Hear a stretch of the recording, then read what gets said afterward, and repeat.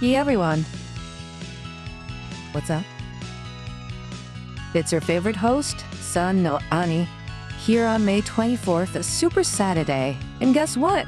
Today I dived up a super cool trending article from Archive just for you. Okay, so this paper is called Learning Item Representations Directly from Multimodal Features for Effective Recommendation. Phew, that's a mouthful, right? You can check it out at HAT. Arxiv or Chief or 5.5961. It's long, but it's super interesting, I promise. So like, you know how recommendation systems work, right? To suggest stuff you might like, well, many of them use something called item ID embeddings, which are like unique codes for each item. They also use multimodal features, which means, information from different sources, like pictures and descriptions of products. The problem is, this paper says that when these systems learn, they can focus too much on the multimodal features, and the item ID codes don't learn as well as they could. This means the recommendations might not be as awesome as possible. So this paper is like, hey, what if we ditch the item ID codes and just learn directly from all that rich info in the pictures and text? That's the big idea behind the new model, LIRDRec.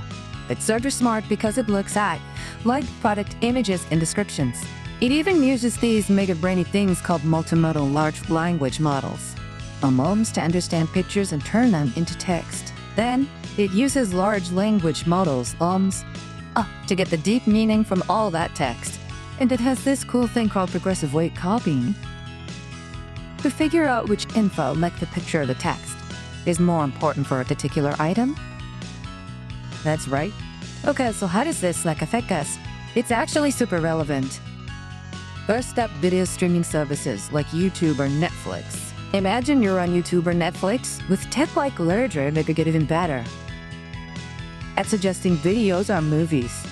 They wouldn't just look at what you've watched, but also like the video thumbnails or descriptions, maybe even snippets of the video itself to understand it better. So you'd find hidden gems much more easily. How cool is that? Second, let's talk actual community, like when you're shopping online. Think about when you're shopping for clothes or electronics. This paper actually talks about using its ideas for product recommendations on sites like Amazon. LIRDRec look at the product images from all angles and the detailed descriptions to suggest things that really match your style or needs, especially for new items that nobody has reviewed yet. That's called a Jill star problem, and this paper says LIRDRec is great at that. So, less endless scrolling and more finding exactly what you want. The paper even says that LIRDRec improves accuracy by an average of 4.21% for something called MLLMs 20. And for a third example, interactive learning content. Okay, this one's cool for students. Imagine interactive learning stuff. Let's say you're learning about different animals. LIRDRec could help recommend learning modules or quizzes based not just on the topic, but by analyzing images of animals, videos of their behavior, and textual descriptions. It could tailor the content to how you learn best, and figuring out if visual info or text helps you more for certain topics. Learning could become way more personalized and fun. So, how is this different from other recommendation tech? Well, a lot of older systems, as I mentioned, really depend on these item ID embeddings plus the multimodal features. They try to make the item IDs and the features agree with each other. But LIRDRec, nah. Let's just go straight to the source. It learns directly from the multimodal features themselves, like the images and text, without needing those item IDs. The paper argues this is better because, sometimes the system gets biased and doesn't learn the ID embeddings properly.